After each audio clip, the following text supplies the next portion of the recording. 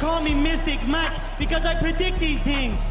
Jafel Filho takes on Clayton Carpenter this Saturday at UFC Fight Night Rio.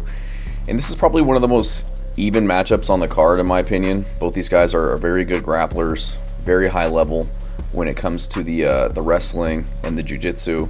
And both of them have decent stand-up, so I'm curious to see how this one plays out. The odds are evens. You know, it's a pick 'em in this one, so looking forward to this one. I think this is going to be a chess match when it goes to the ground, and we'll see who has the better stand-up between these two guys. But you know, Clayton Carpenter, 29 years old, he's 5'6" with a 66-inch reach, 8-1 in his career, was undefeated going into his last fight against Tagir Ulanbekov, where he was a heavy underdog.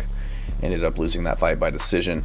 Fights out of the MMA lab, you know, good boxing, good takedowns, very well-rounded, explosive, been training in martial arts for a long time since he was a kid, so has a lot of potential. You know, ran into Tagir Ulanbekov, but I think he's elite, so no shame in that loss. Taking on Jafel Filho, who's 32, 5'7", with a 68.5-inch reach, and he's 16-4. Had a few more fights in the UFC, coming in off of a loss to Alon Nascimento his last time out. Has wins over Ode Osborne and Daniel Barres by chokes, and lost to Muhammad Mokaev in a pretty grappling heavy fight where he lost by rear naked choke in the third round. But again, decent stand-up, aggressive, says that he has the heaviest hands in the flyweight division. Has one knockout against Roybert Echeverria back on the Dana White's Contender Series, one of the guys that was on the most recent Ultimate Fighter Series, but Nova Unia black belt. So again, both these guys very high level, pretty well rounded, and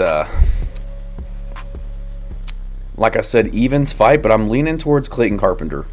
You know, I think Carpenter just puts it all together very well and just a little bit better than Filho. Jafel Filho, you know, he's got power, he swings hard. He can put guys out, like he put out Roybert Echeverria on the Contender Series, but he's wild at times and he can be hurt. We saw him get hurt several times to the body by Daniel Barres, was eating shots to the chin. He got dropped briefly in that Echeverria fight on Dana White's Contender Series, and he's susceptible to leg kicks. We saw his leg kicks get battered in the Daniel Barres fight. You could see in the Echeverria fight that those leg kicks are starting to hurt him, and Clayton Carpenter, that's something that he does very well, is, you know, throw the high kicks, very fast high kicks, batters guys, lead legs. He was given to Tagir Ulanbekov a lot of problems with those low kicks, so I think he'll be able to implement that to kind of beat up the legs of Jafel Filho, kind of impede his movement, kind of, you know, deter his ability to shoot, and really, you know, get any explosivity off of his shots to get into his takedowns that we know that he's going to be going for. I think that Clayton Carpenter is the more technical striker. I think he's got really good boxing combos, really crisp hands, good movement, good defense.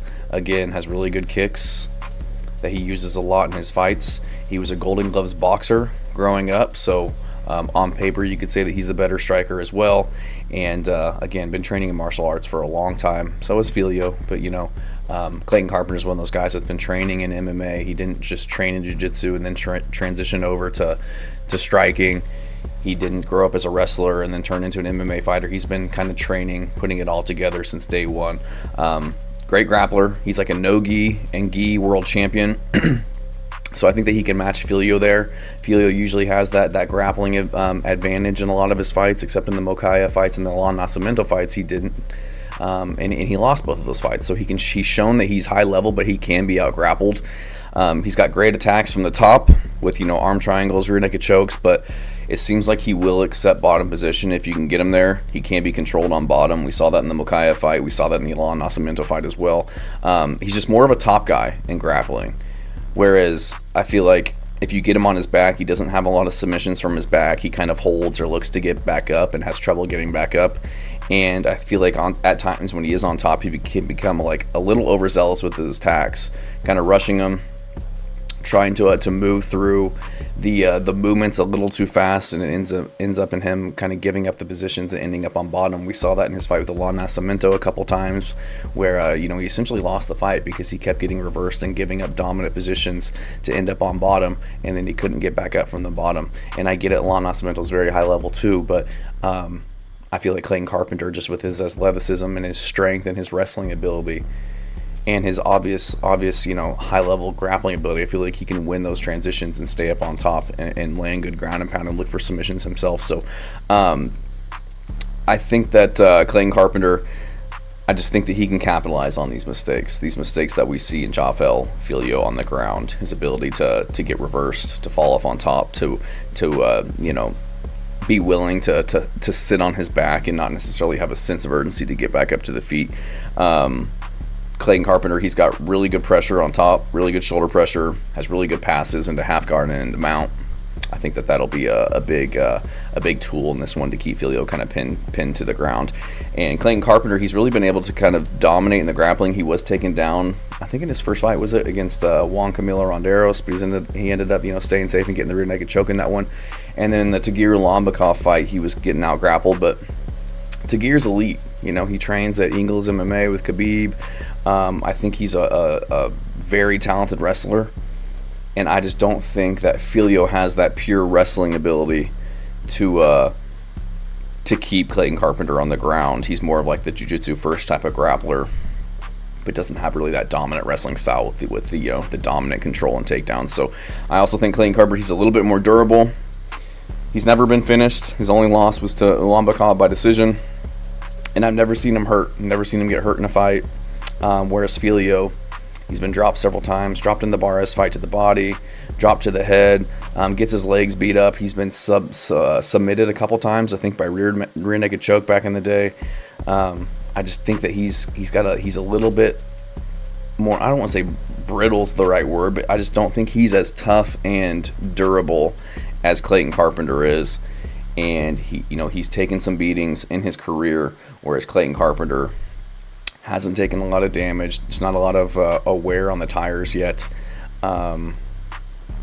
He's going to only be getting better, barely into his prime at 29 years old, whereas Filho, 32 years old, I don't see him making any drastic changes in his game, whereas, Clayton Carpenter, I think he's still got a very high ceiling and a lot of potential to continue to evolve. He hasn't fought since January of last year, so I'm sure he's been putting in the work, shoring up a lot of the, not a lot, but some of the gaps in his game, and refining everything that he does well. So I see gaps in Filho's game that I don't see in Clayton Carpenter's, and I just think Carpenter will be the type of guy to be able to take advantage of the other things that we've seen Filho not be so great at in the past. So just too many opportunities in this one for Clayton Carpenter to capitalize on, and not enough gaps in Carpenter's game, in my opinion, that I think that Filho will be able to exploit. So I'm gonna go with Clayton Carpenter, get this one done. I think that he can stay safe in the grappling positions and keep it on the feet. I think he can outpoint Filho on the feet, but overall I think that he'll be able to kind of win this fight wherever it goes, to get a 29-28 decision more than likely. But I'm gonna go with Clayton Carpenter to get this one done. Thanks.